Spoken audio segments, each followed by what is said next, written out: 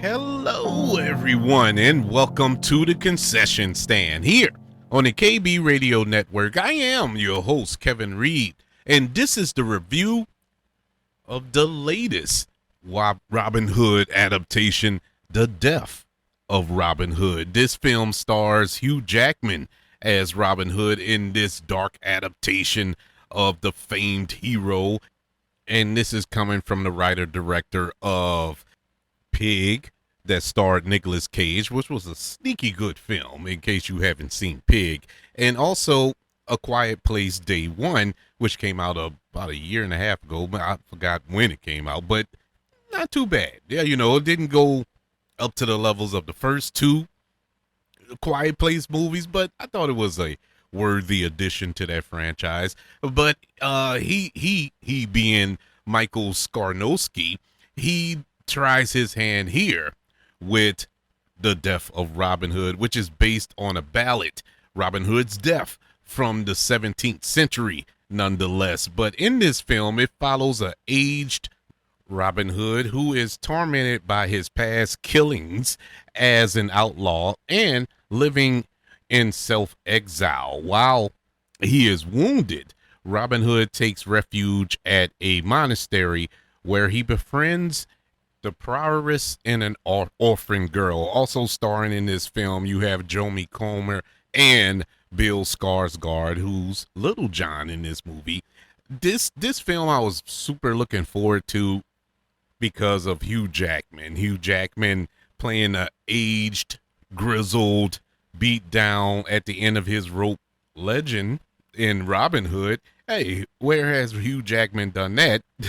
Just look back at Logan, and he nailed it in Logan, which I felt he should have got more awards buzz around that performance as the legendary Logan, or Wolverine, if you will. But if he could pull off a grizzled, beat down, quote unquote hero, hey, why not Robin Hood? And who doesn't like a good Robin Hood story movie?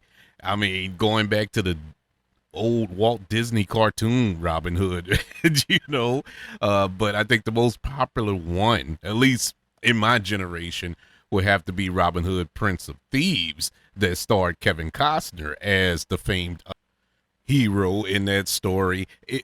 I love that movie. I really do. It's been a minute since I've seen it, and I thought about it while watching this film for various reasons.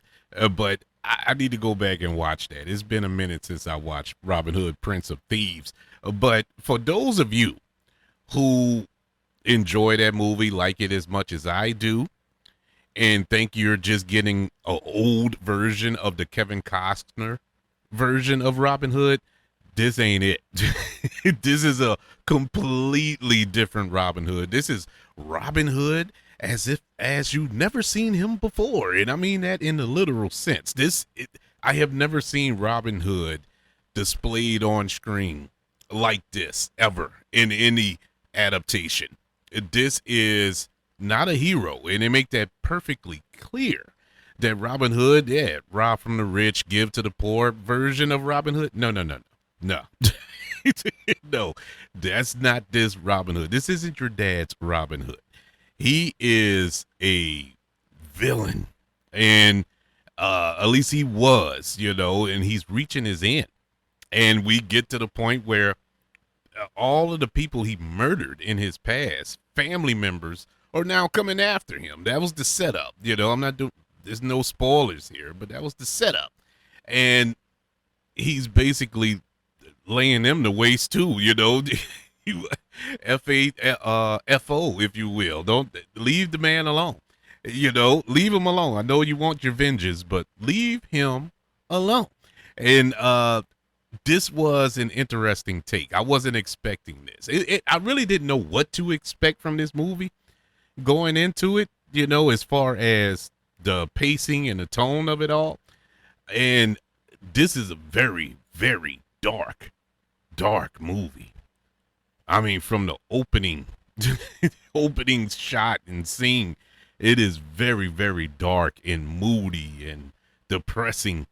But man, once the movie starts, we hit the gas, and the first 45 minutes to an hour of this movie was incredible.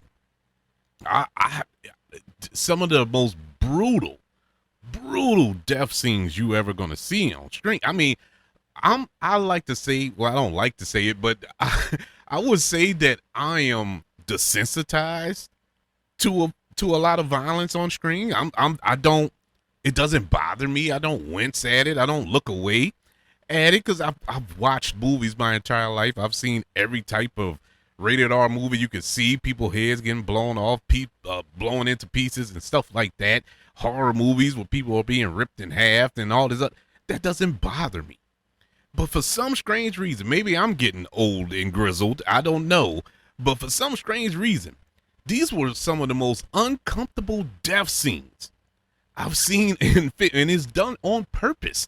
It's done for a reason. Bruh, it was some brutal death scenes in the opening first half of this movie. Very brutal, a lot of action in that opening half of this movie. I was completely engaged.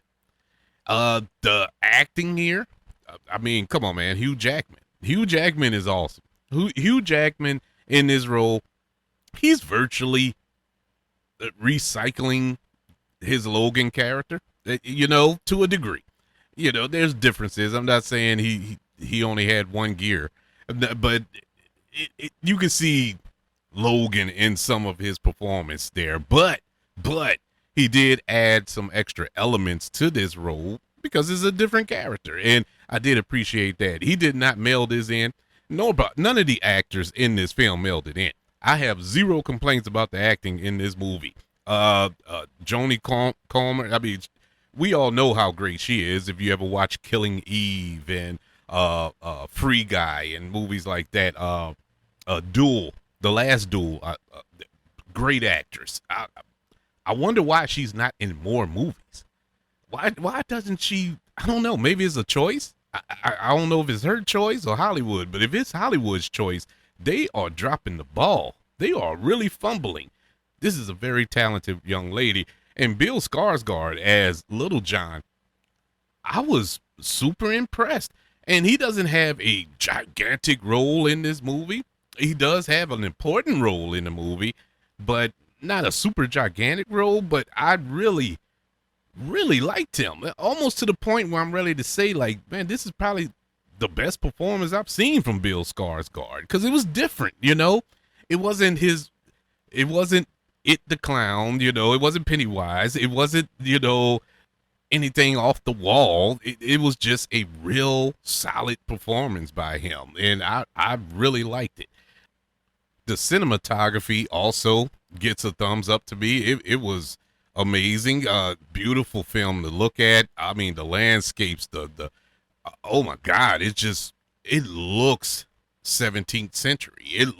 You feel like you're in this world. This feels so lived in. It feels like a 17th century film, like somebody went back in time with a camera and filmed this. You know, it feels so authentic, and for that, it gets a big thumbs up from me. Now, this is where it falls apart. Now, I figured that this was going to be kind of a slow burn of a film. It's what, 2 hours long. So I figured it was going to be a little slow burn, especially when it hit the gas when we first start off. You know, it was going. I'm telling you, that first hour of this film flew by. It flew by.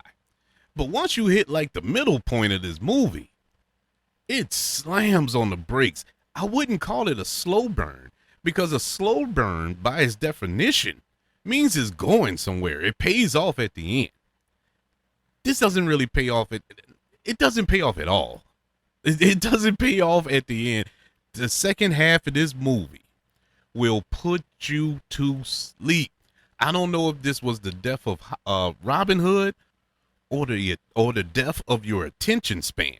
I don't know what happened, but the second half of this movie was boring, and it missed the mark so bad. Having started off so great, this movie had the potential to be one of the best of the year. It really did. It was that good. It started off that good. It not just because of the action and the brutality and you know that all that was going on, which was great, but it was story. They were telling a story throughout all of that. Every blow, every stab, every brutal kill, there was something behind it. It wasn't just brutal for brutal's sake. There was something behind it that kept you interested. That's why you couldn't look away, even though at moments I did. Like, man, this is unsettling. But but there was something going on that I had to keep my eyes on because the story was so strong. And I don't know what happened. I don't know what happened in the second half of this movie. It's like, okay, we got you hooked. We got you sitting down. You done went through your popcorn.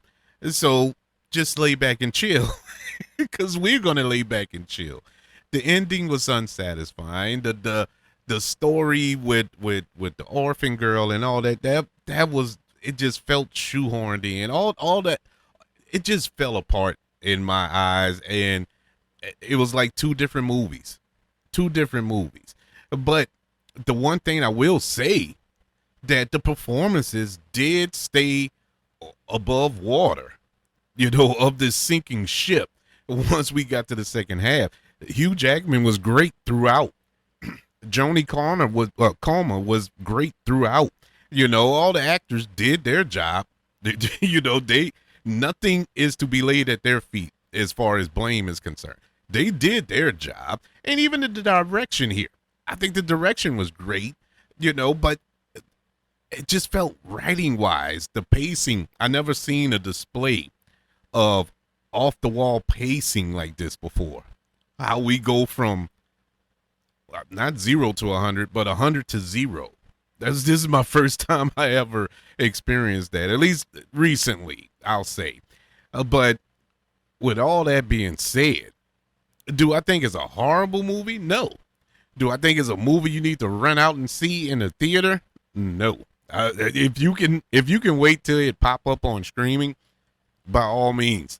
But once it gets on streaming, please watch it, because it is interesting. It's an interesting story, and I love to see movies or any form of media that will kind of deconstruct what we used to uphold as being one way, but actually we go in a different direction. In the case of the death of Robin Hood, we all grew up knowing that Robin Hood stole from the rich in order to give to the poor. Great hero story. A lot of pop culture heroes have modeled behind that. That's their mission statement. Kind of took that blueprint and ran with it. Whereas in this film, it's a complete twist on that. He's Robin Hood by name only, because he is not that type of guy. Yeah, he robbed the rich, but he robbed the poor too, and killed them all. He didn't discriminate. So I like that deconstruction approach to it all. I think that's very interesting. But the movie kind of missed the mark on giving us a complete, satisfactory film. The Death of Robin Hood gets a letter grade of a C. Yeah, I'll give it an average. It's an average movie. Nothing to write home and tell mom about. But I don't even know how to define it or how to rank it in Robin Hood movies. Like how because they have about 50 Robin Hood movies. I don't know. or Robin Hood adaptations or whatever. I don't even know where to begin to rank it. It's not the worst. It's certainly not the best, and it's hovering around the middle. It's different, and for that case, I say, hey, good on them. It definitely sets itself apart from any other Robin Hood adaptation that I have seen. But I would like to know your opinion. What did you think of the death of Robin Hood? Let me know on our website, the kbradionetwork.com. You can also look us up on social media. Just search for the KB Radio Network on all social media platforms. Don't forget about YouTube. Subscribe to the KB Radio Network channel. Like this video if you don't mind. Don't forget about the 5 stars, the reviews, and sharing this show. If you're listening on Apple Podcasts, Spotify, iHeartRadio, wherever you are currently listening to the Concession Stand here on the KB Radio Network. Everybody, thank you for joining me for this review of The Death of Robin Hood. I want you all to know that I love you. Continue to love everyone. And until we speak again, you all be blessed.